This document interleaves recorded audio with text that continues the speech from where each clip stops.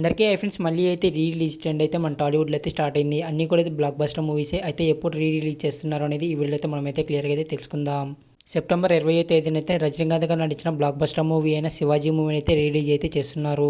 అలాగే సెప్టెంబర్ 21వ తేదీన అయితే సిద్ధార్థ్ గారు నడిచిన బ్లాక్ బస్టర్ మూవీ అయిన బొమ్మరిల్లు మూవీని కూడా అయితే రిలీజ్ అయితే చేస్తున్నారు. అలాగే రవితేజ గారు నడిచిన బ్లాక్ బస్టర్ మూవీ అయిన వెంకీ మూవీని కూడా అయితే రిలీజ్ అయితే చేస్తున్నారు సెప్టెంబర్ 21వ తేదీన. అలాగే జర్నీ మూవీని కూడా అయితే 21వ తేదీన అయితే రిలీజ్ అయితే చేస్తున్నారు. 3 మూవీస్ కూడా అయితే సెప్టెంబర్ 21వ తేదీన అయితే రిలీజ్ అయితే చేస్తున్నారు.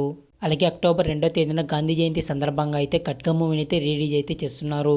అలాగే అక్టోబర్ 23వ తేదీన ప్రభాస్ గారి బర్త్డే సందర్భంగా అయితే ప్రభాస్ గారి బ్లాక్ బస్టర్ మూవీన ఈశ్వర్ మూవీని అయితే రిలీజ్ అయితే చేస్తున్నారు. అలాగే ప్రభాస్ గారి మరో బ్లాక్ బస్టర్ మూవీన డార్లింగ్ మూవీని కూడా అయితే రిలీజ్ అయితే చేస్తున్నారు. అయితే డేట్ అయితే ఇంకైతే ఫిక్స్ కాలేదు. మ్యాక్సిమం ఈ మూవీ అయితే ప్రభాస్ గారి బర్త్డే డేట్కి ముందు రోజు అంటే అక్టోబర్ 22వ తేదీన అయితే రిలీజ్ చేసే ఛాన్స్ అయితే ఉంది.